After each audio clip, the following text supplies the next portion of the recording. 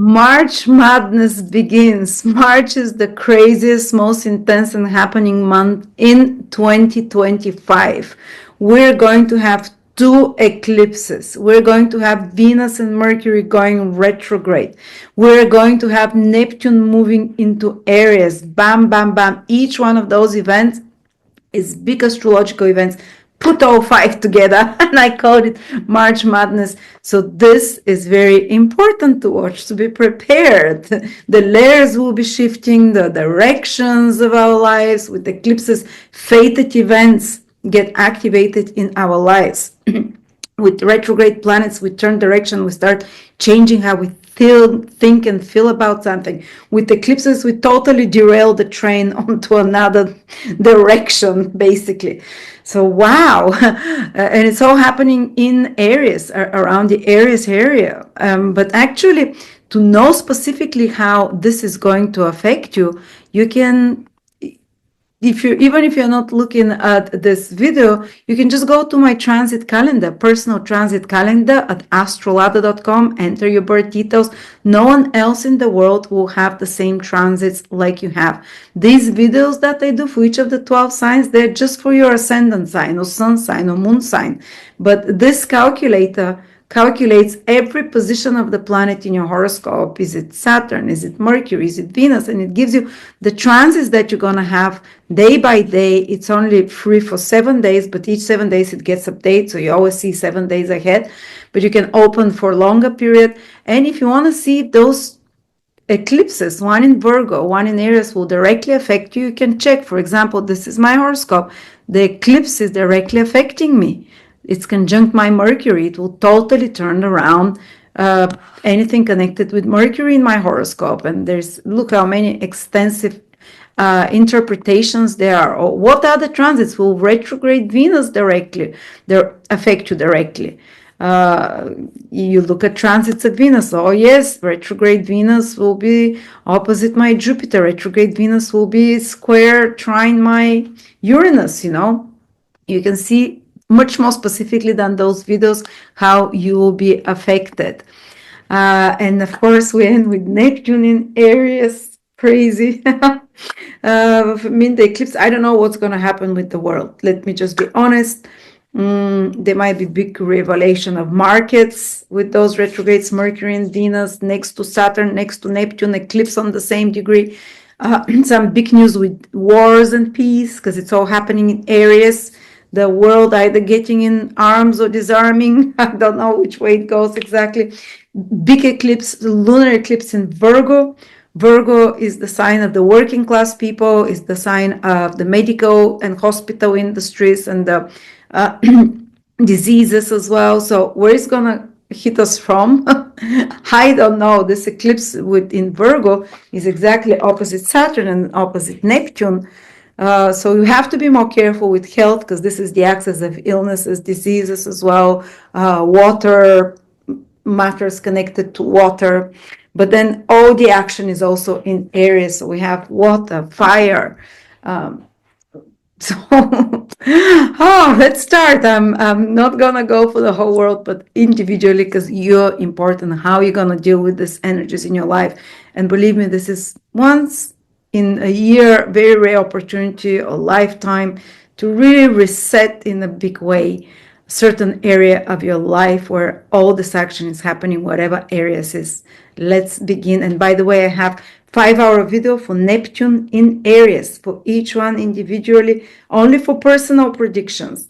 It's only $20. It covers all possible transits Neptune can have to personal planets over the next 13 years, sextiles, trines, oppositions on Neptune through each house, and they're all full of personal stories that I've watched people for the last 20 years, how they overcome Neptune transit, what happens in their life. I give you many stories from the highest to the lowest, remedies how to deal with that, and I also explain to you how to find all the transits. Very easy, you don't need to know any astrology. This is my love of work, my work of love, sorry. Neptune's affecting me already. For you, if you'd like to get it, I'm putting a link below the description. Sagittarius, Sun, Moon, Rising, March 2025. Sagittarius, all the actions happening around your fifth house, with a little bit of an exception, an eclipse in your 10th house. But this is very supportive because the fifth house is another fire house for you, Aries. We have 2 planets retrograde in Aries. We have eclipse in Aries. We'll have Mercury in Aries. So one of your other self houses, which are always making a trine to your sign. Aries making a trine, the most harmonious, strengthening aspect. It's like no matter what changes are happening around you, and sometimes it might be with 2 eclipses, with the retrograde planets, with, so many shifts, sometimes they can shake you up or shake us up, but they're really for good. They will turn out for the best for you because the fifth house is the house of good karma. So whatever changes are happening in your life now, they're due to good karma. Even if it at the beginning for some of you might feel like, wow, what is that? Like it's everything is turning around, or why is it happening like that? It's truly God taking care of you here. It's like your good luck is protecting you.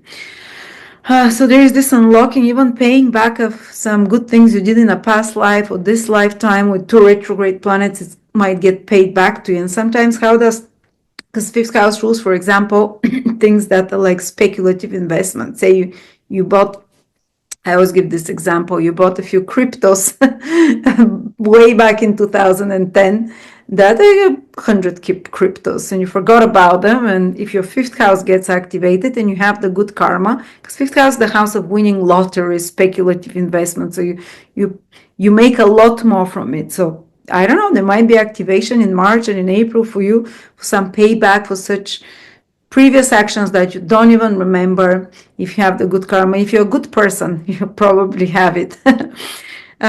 To get activated for you, for this luck to get unlocked in your life.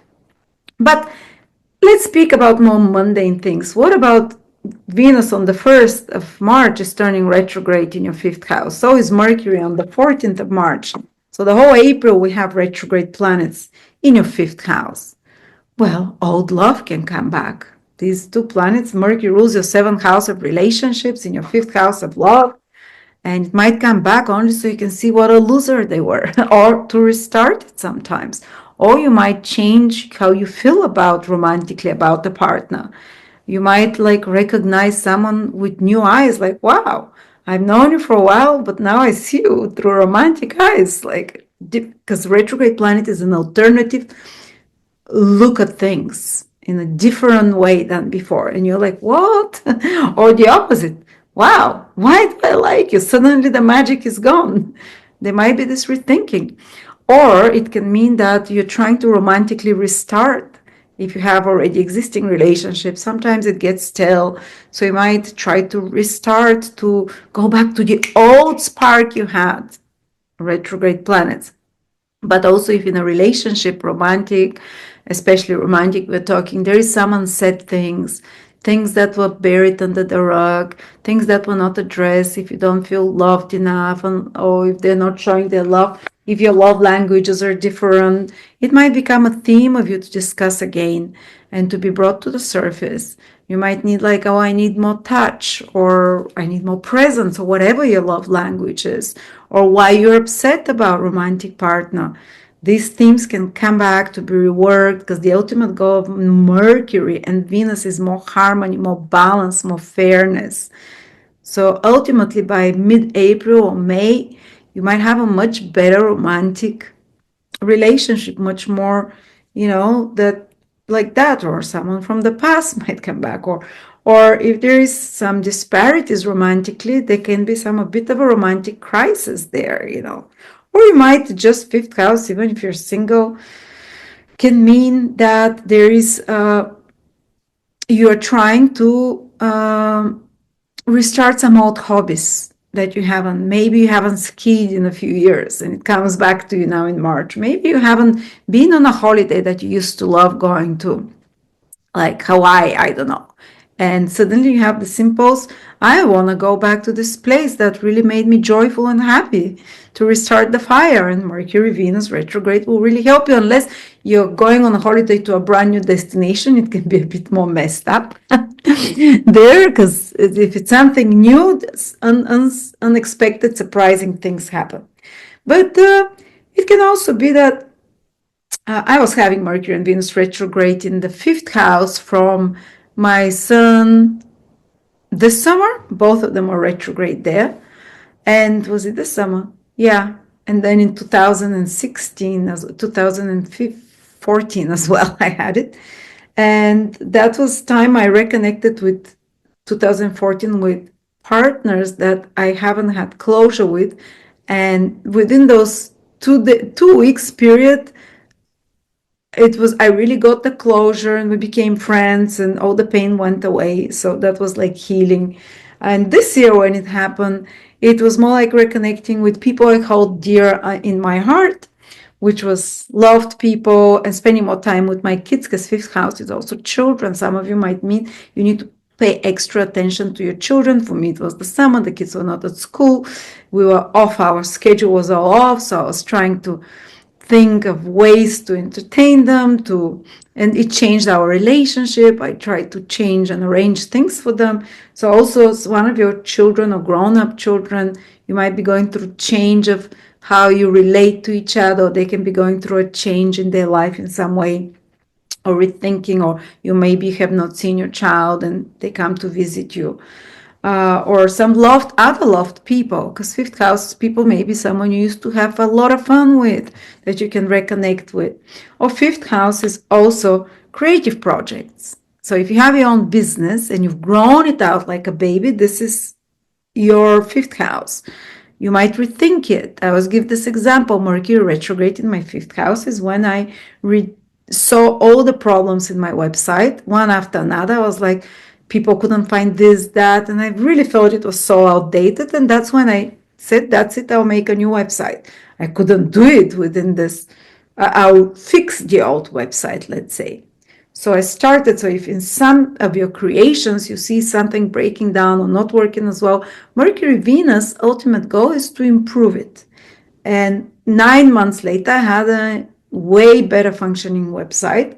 So you might start the process where you see, okay, this needs to be upgraded. This project I had to be improved, to be fixed, or maybe some creative project or some creative idea that you had, maybe creative idea to do a business, creative idea to invest in.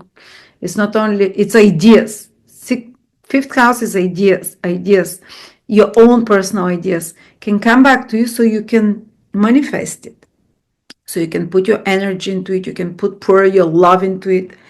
Or as I said, some old hobby, maybe you used to paint, you loved it, or maybe you used to work out, maybe you used to run, you can restart that. Maybe you can rethink how you have fun. Maybe the ways you have fun is wasteful, is not as healthy, it's more like passive. And you as a Sagittarius, you need active fun with Aries in your 5th house. And maybe you can reconnect to some more creative ways, of having fun, enjoying yourself, and revisit such places as well. Or some creative project might be delayed, but it's again a business project that you're doing if it's your own business, because you don't have everything. There may be some missing points that will adjust themselves over March and April, and then it will start moving ahead again. And there is eclipse. 2 eclipses. The second one, let's start with it because we're on the topic of the 5th house. At the end of the month, on the 20th, 30th, 29th, 30th of March, it's again in your 5th house. So it's again helping you. First, you kind of maybe creatively here, you revise how you have fun, your creativity, how you express yourself, how you express yourself also, how do you feel in center stage positions. Maybe you pull back, but then it gives you the chance to enter new such center stage positions. This full new moon eclipse. New moon eclipses is about new beginnings. So it can become like a new creative project that comes to you over the next 6 months that you can unfold, a new business project that is your own idea that you can download and unfold, a new phase in the life of your child, or a new child for some of you that it can activate, a new romantic love that can come. You've cleared up the old mess, you had a reconciliation, and then a new, first the old energy is being cleaned up by 2 retrograde planets, and you readjust your attitude, how you do love, how you do relationships, and then this new energy comes in March or April or even into May that shakes your world. Maybe you really, Venus Mercury first make you rethink your priorities in love, and if you don't feel you're loved anymore, you can really end a romantic relationship, but then a new one, or you can reconnect with someone that you've already liked before but nothing happened with Mercury and Venus retrograde, and now it really happens now. Maybe you've liked someone before but now it happens, and then the eclipse in your 5th house, like brand new beginning. And you can apply this to everything, to your children, everything. 5th house, to your children, to your creative projects. To 5th house is your lust for life, the ability to enjoy life, the ability to co-create with God, the ability to flow, to have fun, to enjoy yourself, to the life as a game, to feel life as play as game. If you had lost the spark and this ability, if it has felt like drudgery or whatever, now you're gonna restart with all those planets, with eclipses and Venus and Mercury retrograde there. In March, or especially in April, you can rekindle this joy of life, this magic of life is the 5th house, and unlock some good karma. And there is another eclipse on the 5th in the middle of the month, but you can feel it a month before and a month after in your 10th house. Well, that's one is quite strong there. 10th house is your social status, marriage status, career status, your status. What's your image in society? It can end, an old chapter, an whole old image can end with the full moon completions, and you can open yourself to a new here way of expressing yourself. 5th house is how you express yourself, but this is your reputation. Your reputation, there can be a big change there. Or the direction in your career. You might end a chapter, which is part of your career, and maybe want to do something that is more fun, that is more creative and artistic in alignment with this 5th house. Or maybe your whole social status changes because you fall in love, or romantically something big happens, and this changes your marital status from single to married, or from married to divorced and in love, or divorced and dating. Something connection between status and romance, or career and creativity. Maybe there is something with your career that's happening, or creative idea, business idea, 5th house, original idea that really impacts the direction of your career and the mission that you have in life. And you can start there manifesting. And by the way, ancient astrology says if there is an eclipse in your 10th house, you can become like king, or you can get a promotion, or you can get, if you've been working hard, some visibility, and complete some project that elevates your social status in some way. But if you're not in the right career, it can end. It can end with an eclipse with a south node, because and full moon eclipse is about completions, endings. You either complete the project, you get recognition, the spotlight, or you end certain aspect of your career, or you complete some project and you end it, or something, or just combine the energy of 5th house, creativity and career, something more aligned that makes you spark with this eclipse, which is career, because this eclipse is ruled by Mercury, which is in the 5th house, and it's going retrograde. So a shift in your career can make, or like a shift in your how you think about you wanting something that you love doing. 5th house is things we love doing, that we feel inspired, excited about. And you start thinking, why am I doing those things? I need to do something that makes me feel inspired, happy, and that makes a huge shift in your career. That's how the energies can play out. And of course, last but not least, Neptune is entering Aries, your 5th house, on the last day of March. We'll stay there for 6 months this year. So you get to dip your toe, experience what it is like to have it, because in 2025, 2026, Neptune is coming back for 13 years in your fifth house. And what is it about? Transcending the fears and limitations that you had about this fifth house. It's a gradual process, but you can truly make a magical romantic love life, for example. If you had, I'll say you've been, you never had a soulmate like relationship, you can experience one, so you could never trust someone.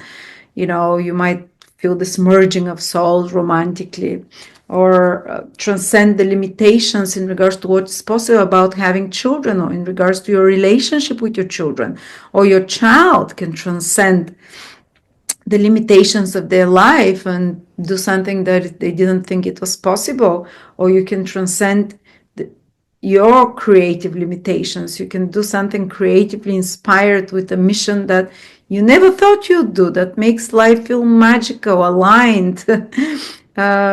You know, so of course Neptune has dangers as well, which I speak about in my webinar, which is 5 years about Neptune, 5 hours Neptune in Aries webinar. It's only $20. I speak about all the possible manifestations of Neptune through each house, the pitfalls and the highest manifestation, how to get to the highest manifestation and not to go for the pitfalls, which can be deception, confusion, or downright debauchery and loss in the lower addictions of sort. The higher vibration, as I said, is total transcendence, magical. It feels like magic is in your life. And I had such an experience with Neptune through the second house. It was like transcended all my expectations, financially, values, and everything. So Sagittarius, you experience it in regards to your love life, joy towards life. It's very magical. But yeah, check out this webinar because I also cover all the possible aspects Neptune can be making in your life, maybe square to your sun, opposition to your Mercury, or sextile to your Saturn, with again life stories, examples. It's my best-selling course. I'm very record sales. With incredible reviews, so I'm very proud, and I offer it super cheap for you. So thank you so much, Sagittarius. Dive into the magic of this fifth house. It can be a lot of fun as well, not just stressful. So yes, I know Saturn's been stressing you, squaring you, but now this fifth house gets activated. So enjoy the magic.